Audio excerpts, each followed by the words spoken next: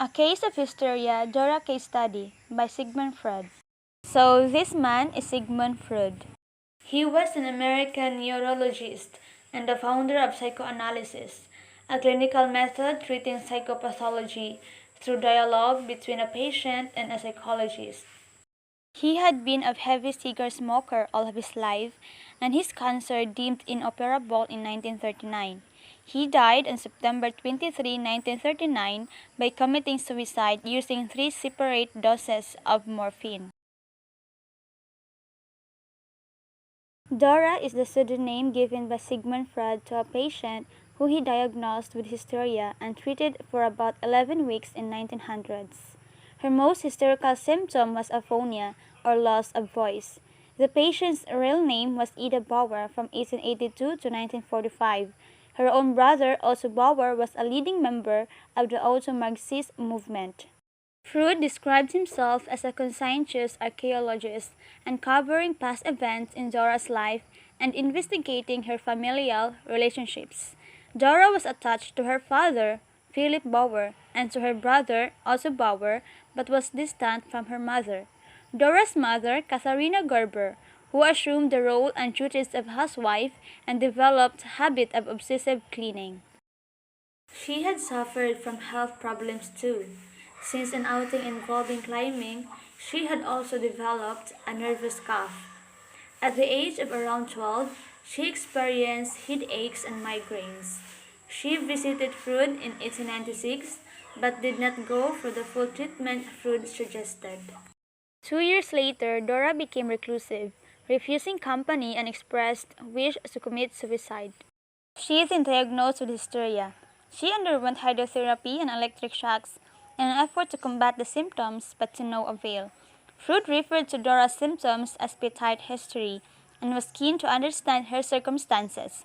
He discovered that the Bowers were close friends with another couple, Hir and Froki. Philip's wife had become distant. Froki had been keen to care for him during his illness, and although Dora had enjoyed an amicable relationship with her, she had become convinced that she was having an affair with her father. Herky, on the other side, had also shown affection towards Dora. He forced her into an embrace and a kiss, which Dora felt disgusted. Later, he approached Dora again for a kiss in a lake. Dora's father confronted him, but Herky denied. He blamed the books that Dora had been reading, such as Paulo Mantegazza's Physiology of Love, for influencing her. During Dora's session with Freud together, she also revealed the content of her dreams to Freud, who encouraged her to deconstruct them in an effort to identify any themes or symbolic elements which might reveal repressed anxieties, factors which Freud believed could be linked to Dora's other symptoms. First dream. Dora recalled being awoken in bed by her father as the house was on fire. Although her mother insisted on staying in the burning house to find her jewelry box, her father refused, insisting that he did not perish with his two children just to save the vanity item. Freud viewed the specific elements of the dream as being symbolic, representing more obscure thoughts. He believed that Dora's close relationship with her father and Hercules' harassment of her were symbolized in the dream. Second dream. Dora found herself walking through a strange town to her apartment, where a letter from her mother reveals her that her father has died, inviting her to return home.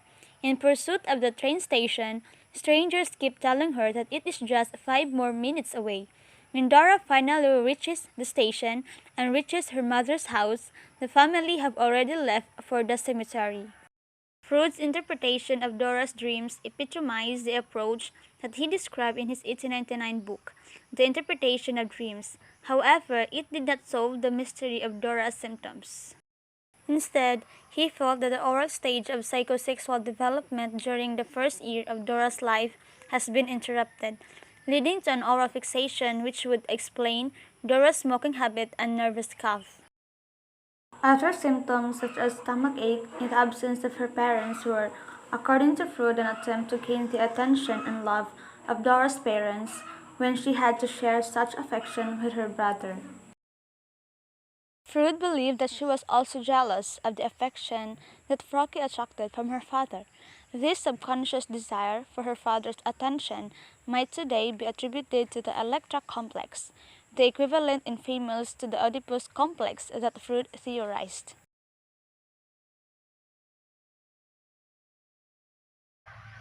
So Dora, a girl whose inexplicable cough led Freud to pursue psychological causes of her symptoms. Her treatment was reported by Freud in fragments of an analysis of a case of hysteria in 1905, 5 years after she had consulted Freud. So, Ida Bauer was the child under the pseudonym of Dora. Due to her symptoms like constant migraines, nervous obsessive thoughts, difficulties of breathing, shuffled step, and persistent nervous cough, had led Freud to put her under the label of hysteria. So here, Dora was in a loveless family. Their family befriended other family under the pseudonym The Case, who were also both in a loveless marriage. I felt sympathy for them. It wasn't that good growing in a loveless marriage of your parents. Children are always affected. In this case, Dora's family and the case, Herky and Frocky, look like two poor, unhappy, or unfortunate families who gave one another what comfort each one can give by an exchange of friendly sympathy, wherein Dora was badly affected in some aspects.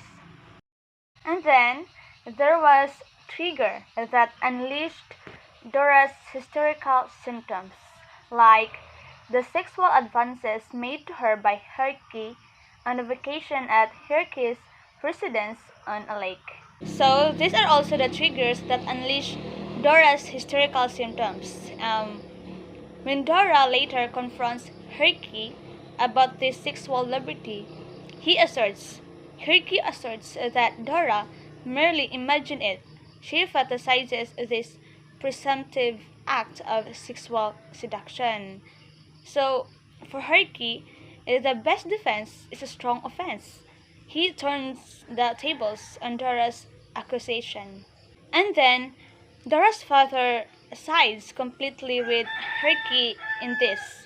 He also asserts that Dora has imagined these sexual advances. So instead of confronting Herky about his advances to Dora, Dora's father did not go further because he wanted to protect his sexual relationship with Herky's wife, which is who is Frocky. Besides, there were also complications of the relationship between Dora and Herky. So, Dora's father does not receive sexual satisfaction in his home life from Dora's mother. Their relationship has become asexual. This gives rise to a long-term sexual relationship between Dora's father and Herky's wife, Frocky. This, in turn, causes Dora to importune her father to abandon the relationship with Frocky. Moreover, she believes her father's willingness to take Herky's side and interpret his sexual advance as Dora's imagination is motivated by his desire to protect his relationship with Frocky. Acts. Dora's father acts, in other words, out of selfish motives. Instead of protecting his daughter, he protects his desires to Frocky. So, Dora's hysteria equals self-inflicted. It was caused by self-repression of her own sexual desires, not by her disgust with Herky's intentions. So, Freud's prejudice here, Freud believed that such a kiss by a man must elicit sexual excitement in a girl of 14. It must be pleasurable to her. Freud thought the possibility that Dora might feel attracted to hierarchy. So, we are now into conclusion. The Dora case revealed psychoanalytic treatment as a process of coercion or control of the female patient by the male analyst. So, therefore, woman should admit her sexual desires. The more she's going to hide it, the more it will show off unconsciously.